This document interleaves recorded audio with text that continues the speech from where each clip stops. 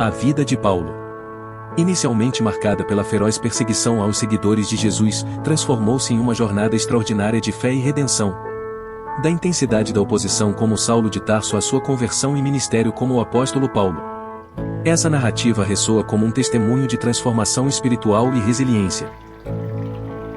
Por favor, se inscreva no canal, deixe seu like e toque no sininho para ser lembrado de novos vídeos. Saulo de Tarso, o perseguidor de cristãos. No início de sua vida, Saulo de Tarso era um fariseu judeu dedicado e fervoroso em sua oposição ao cristianismo nascente. Ele era conhecido por perseguir e aprisionar seguidores de Jesus, participando ativamente na perseguição à comunidade cristã. A jornada para Damasco. O ponto crucial na vida de Saulo ocorreu na estrada para Damasco, onde ele teve uma experiência extraordinária. Segundo relatos bíblicos, uma luz intensa o envolveu, e ele ouviu uma voz que o questionou sobre sua perseguição aos cristãos. Essa experiência resultou em uma cegueira temporária e uma transformação profunda em sua fé. Conversão e batismo. Saulo, agora convertido, mudou seu nome para Paulo e dedicou o resto de sua vida a propagar a mensagem cristã que antes buscava destruir. Ele foi batizado, marcando simbolicamente seu renascimento espiritual. Ministério e viagens missionárias.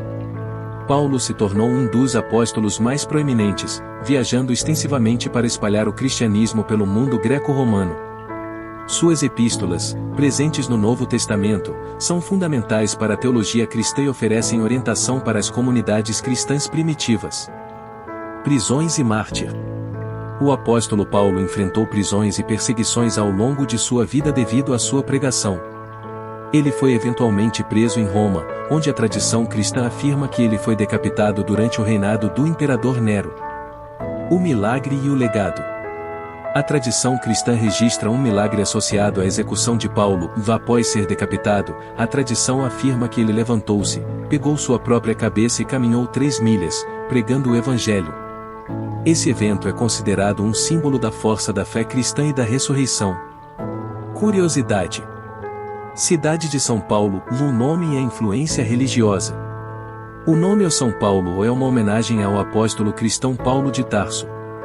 Paulo, inicialmente conhecido como Saulo, era um perseguidor de cristãos, mas uma experiência mística durante uma jornada o converteu ao cristianismo.